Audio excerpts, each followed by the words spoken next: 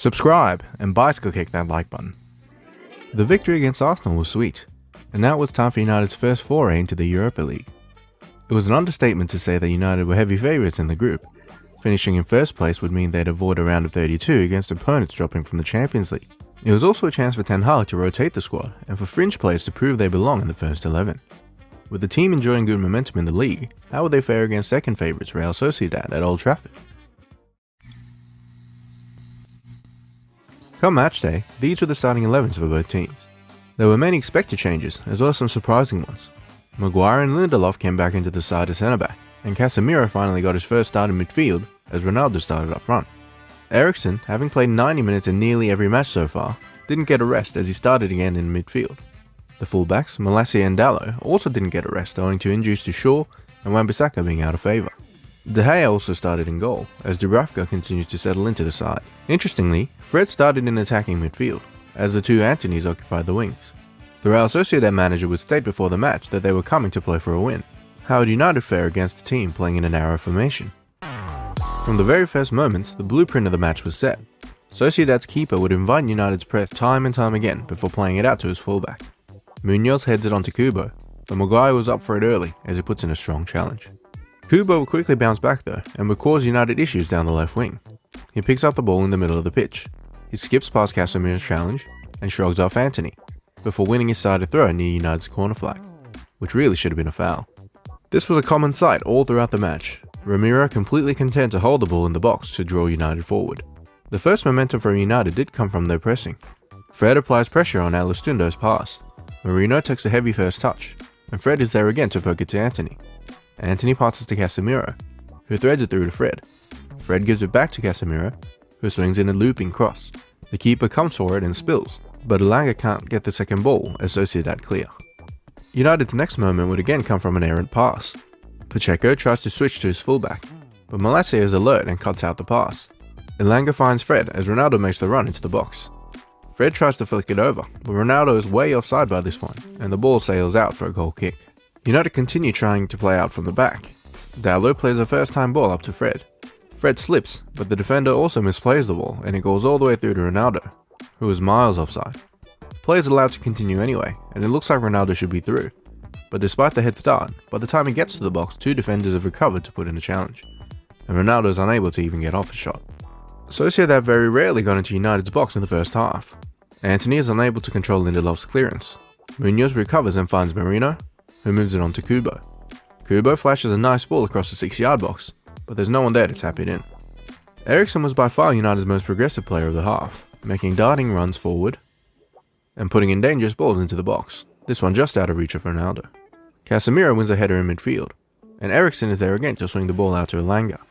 Elanga sizes up the right back before gliding past him along the byline. He gets into the box and plays the ball to Fred, but his shot is blocked by the defender. And Eriksen is there again just moments later to put in a ball for Ronaldo, whose first touch gets away from him, allowing the defender to get in, and leaving him frustrated. From the corner, Antony goes for the curler, but it's a comfortable save from Ramiro.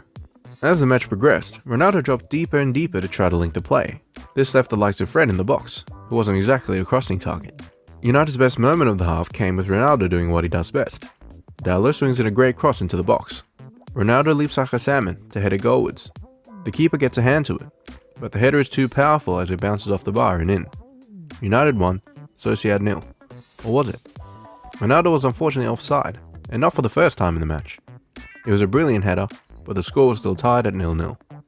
It would be a long while until Sociedad got into United's box again, and it would be from a mistake. Fred tries to play the ball back to Maguire, but the pass is off target. Sadiq is alert and nips in, and ventures into the box, where Casemiro is able to come across and make the tackle. Half-time stats would read like this. Real Sociedad was ahead on possession, but the majority was in their own half among the goalkeeper and the back four. It was a half really lacking excitement, as Sociedad quite obviously played for a draw, focusing on possession and very rarely committing numbers forward. Although there weren't a ton of chances, United were clearly the more threatening side, with Ronaldo's disallowed goal being the best moment of the bunch. United would make two changes at the break, Martinez on for Dalot and Bruno on for Eriksen.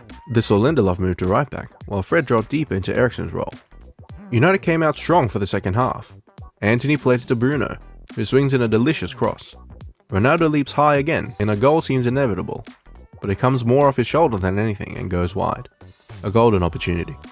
And Ronaldo would be at it again very quickly. Fred plays it out to Malacia. Malacia drives forward and fires an incisive pass to Elanga. Elanga keeps his balance and lays it off to Ronaldo. Ronaldo takes a touch and shoots it with ridiculous power, but the ball goes just over the bar.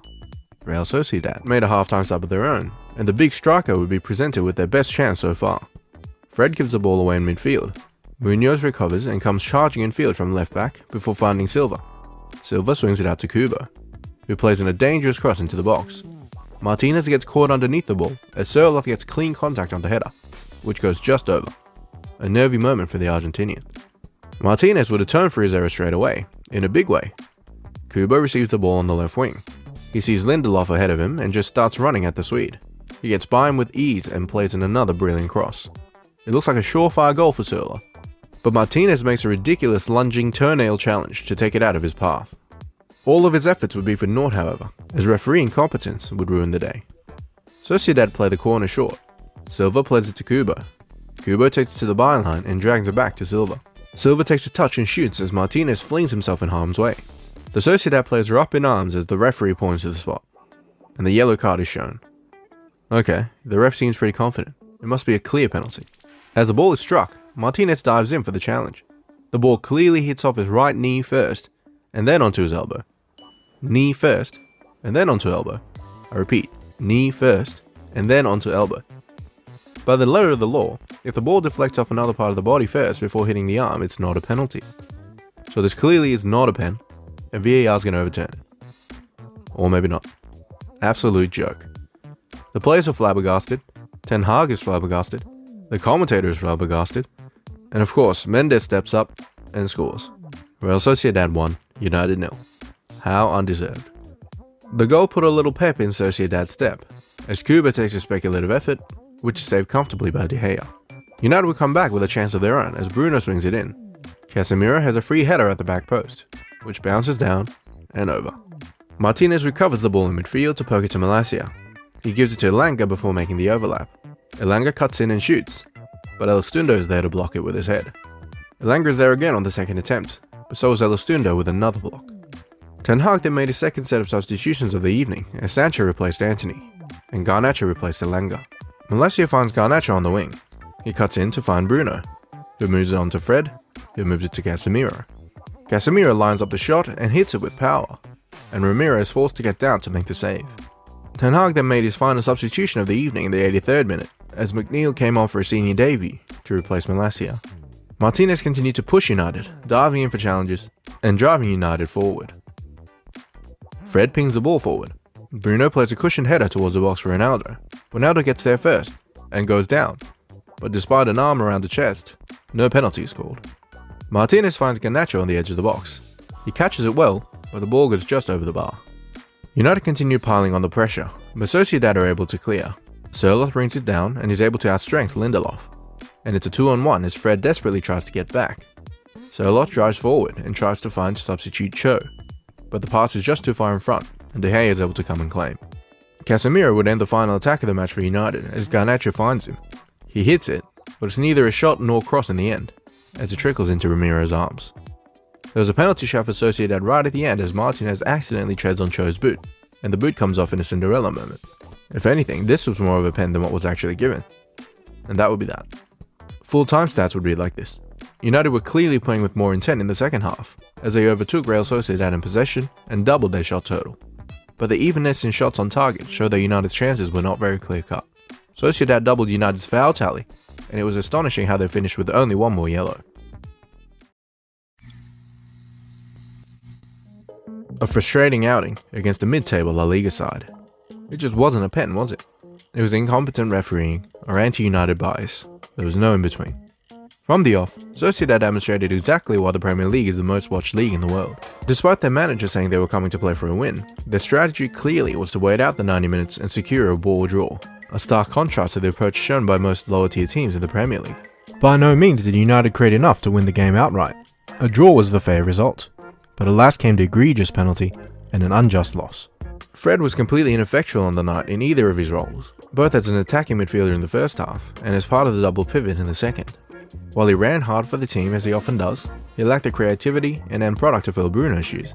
and lacked the ball progression from deep to fill Eriksen's. Ronaldo did little to put fans' worry at bay. He made very little effort to ever get onside during the match, most painfully having an otherwise brilliant header ruled out for it. He could evidently still be a threat in the box, but he clearly lost a yard or 3 of pace and insisted on dropping deeper to receive the ball. Casemiro's full debut was rather shaky, as he continued to settle into the United side. His passing and the timing of his tackles was very much a mixed bag. It sounded crazy, but with McTominay playing so well recently, it would take some doing for Casemiro to replace him in the starting 11. Maguire and Lindelof came in and did a job, but the football was rather uninspiring. United's best players on the night were each only on for 45 minutes. Martinez came on in the second and injected real pace and urgency into United's play. Even despite the Burgers penalty decision, he was United's man of the match by a fair way. Eriksen, who was a surprising inclusion from the start, again proved just how integral he was in connecting the defense to the attack. Ten Hag couldn't have been happy with what he saw on the pitch, as the performance left a lot to be desired. Given the postponements of United's Premier League fixtures in light of the Queen's passing, United's next chance to redeem themselves would come against Sheriff Tiraspol in the Europa League. This is how the table shaped up in Group B after the first match. Will United get back on track against the group leaders? Join me here for Chapter 8 of United's season. Like the video, subscribe to the channel, and leave your comments on the Real Sociedad game down below.